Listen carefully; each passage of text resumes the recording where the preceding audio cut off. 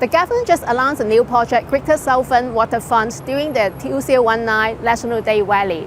There will be 9,000 new homes being built in the new area. What will be the impact on housing over there? The 9,000 housing units announced as part of the Greater Southern Waterfront project merely refers to the part that is today's Keppel Golf Club. Just a small fraction of the entire Greater Southern Waterfront.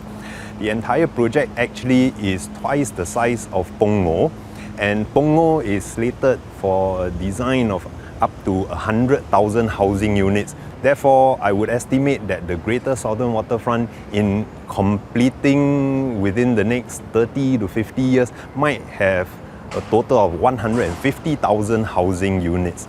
That's a lot of supply. To celebrate that there will be a lot of developments there, we also have to be careful about whether this supply might pose an oversupply and posing too much competition for the tenants, as well as competition for the infrastructure, traffic jams and the utilities. And would we also have to consider, for example, the other precincts that the government is intending to build up, such as Jurong Innovation District, the North Coast Innovation Corridor, as well as in future, the replacement for Paya Lebar Airbase.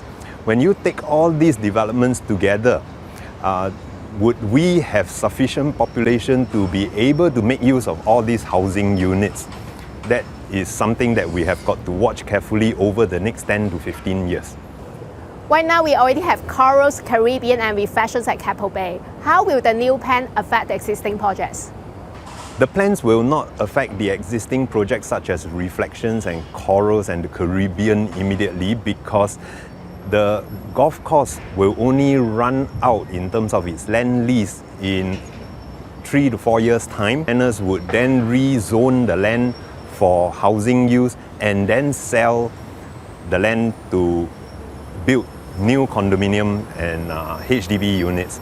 So around the year 2030, we will see that the Pulau Brani as well as Pasir Panjang and Tanjong Pagar terminals being vacated. In the early 2030s, this land will be rezoned for commercial housing and other recreational users, and then new land parcels will be released for private property developers as well as HDB to develop the full stretch of the Greater Southern Waterfront. That would be another 10 to 15 years time before we would see new releases coming on. So in the short term, within the next 5 years, the competition in terms of tenants for reflections, corals, that wouldn't happen so soon.